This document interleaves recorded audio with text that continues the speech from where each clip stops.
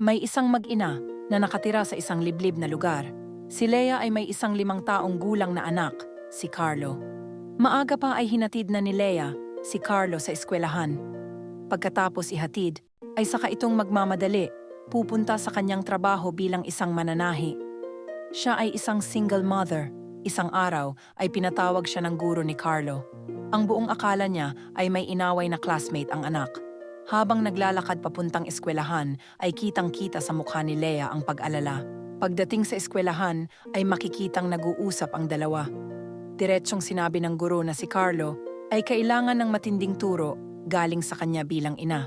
Sinabi pa ng guro na sobrang mapuro lang utak nito. Napapaluha na lamang si Leia.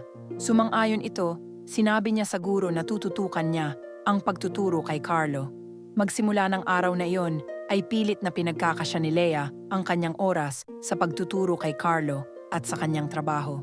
Napansin nga niyang may kabagalan si Carlo. Wala siyang inaksayang oras kahit pagod na pagod na. Isang araw ay nakangiting dumating si Carlo may daladalang sulat. Nakangiti itong inabot sa ina niya. Kinuha ito ni Leia at binasa. Naluluha ito habang nagbabasa. Nakangiting nagtanong si Carlo kung ano ang sulat ng kanyang guro. Tumitig si Leia sa kanyang anak at nakangiting sinabi na babasahin niya ang sulat. Nakangiting nakikinig si Carlo habang nagbabasa ang ina. Ang iyong anak ay masyadong matalino para sa eskwelahan na ito. Kailangan ni Carlo ng malaking eskwelahan. Ang genius ay hindi nararapat sa maliit na eskwelahan dahil wala kaming guro para sa genius na kagaya ng iyong anak. Ngumiti si Carlo sa binasa ng kanyang ina. Samantalang, patagong umiyak si Leia. Nilipat ng paaralan ni Leia si Carlo at gabi-gabi niyang tinuturuan para hindi maulit ang nangyari sa dati nitong eskwelahan.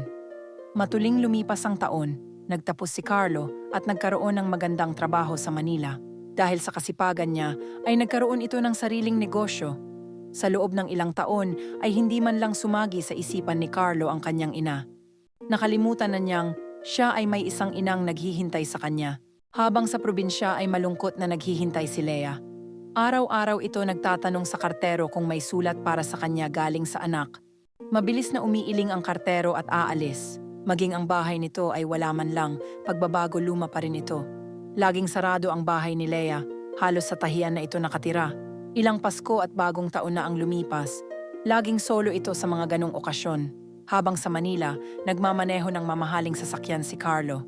Tumigil ito sa isang flower shop para bilhan ng bulaklak ang magandang babaeng kanyang nililigawan. Habang nakatayo sa labas ng flower shop, ay may nakita siyang batang babaeng umiiyak. Nilapitan niya ito at tinanong. Sinabi ng bata na gusto niya sanang bumili ng bulaklak para sa kanyang ina, ngunit wala siyang pera. Naantig ang kalooban ni Carlo. Sinama niya ito sa loob ng shop at pinamili at masayang binayaran ito kasabay ng bulaklak na napili niya para sa kanyang nililigawan. Kinausap ni Carlo ang bata, inalok niya ito na ihatid kung nasaan man ang ina nito. Ngumiti ang bata, masaya itong nakikipag-usap kay Carlo habang nasa sasakyan.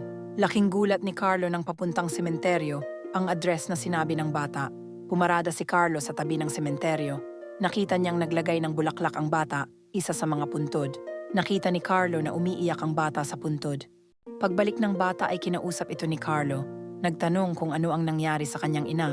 Sumagot ang bata, namatay ang kanyang ina nang masunog ang kanilang bahay. Nasa labas ang kanyang ina naglalaba sa ilog nang malaman nitong nasusunog ang kanilang bahay. Naiwan siyang tulog. Marami na ang humaharang sa kanyang ina na huwag pumasok, ngunit hindi napigilan ang kanyang ina para iligtas siya. Umiiyak ang bata. Namatay ang kanyang ina para iligtas siya. Pagkatapos ihatid ni Carlo ang bata sa bahay nito ay mabilis na nagmaneho si Carlo pabalik sa flower shop at binalik ang bulaklak. Kumuha ito ng mas malaki at nagmaneho pa uwi sa kanilang probinsya. Pagdating sa bahay ay nakita niyang giba-giba na ito. Napaluha siya. Pumasok sa loob ng bahay at nag-ikot-ikot. Nang biglang makita nito, ang sulat na pinadala ng teacher niya noong siya ay 5 taong gulang pa lamang. Dinampot niya at binasa ito. Napaiyak ito sa sulat. Ang anak mo ay abnormal. Ang kanyang ay Q0. Hindi pwedeng ubusin ang oras ng mga guro para lamang magturo sa anak mo na walang utak. Umiyak ito. Iba ang binasa ng kanyang ina noong araw na inilipat siya ng ibang eskwelahan.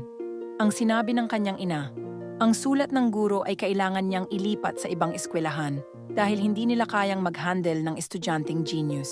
Umiyak si Carlo. Hindi siya makapaniwala. Naaalala niya, walang inaksayang oras noon ang kanyang ina. Nagsakripisyo ang kanyang ina, araw at gabi para turuan siya. Pero ngayong umasenso na siya, ay nakalimutan na niya ito. Matiyaga itong naghintay sa kanyang ina. Alam niyang nasa tahiyan ito. Maya-maya natanawan niya ang kanyang ina na naglalakad. Niyakap niya ito. Lumuhod siya at humingi ng tawad sa kanyang ina. Napatulala ang kanyang ina nang makita na hawak-hawak ni Carlo ang sulat ng guro noong si Carlo ay 5 taong gulang pa lamang. Niyakap niya si Carlo at sinabing kalimutan na ang lahat. Napatunayan na niyang hindi totoo ang mga sinabi ng mga guro noon. Pinapaayos ni Carlo ang bahay ng kanyang ina. Ayaw naman kasi sumama, nito sa Manila. Nangako na lamang si Carlo na dadalaw ito ng madalas. Niyakap niya ito ng mahigpit at bumulong ng isa pang kapatawaran bago umalis. Sadyang ang pagmamahal ng isang ina ay walang katumbas at walang kabayaran. Mangyari po lamang na mag-subscribe at pindutin ang button bell para ma-notify kayo sa susunod kong mga video.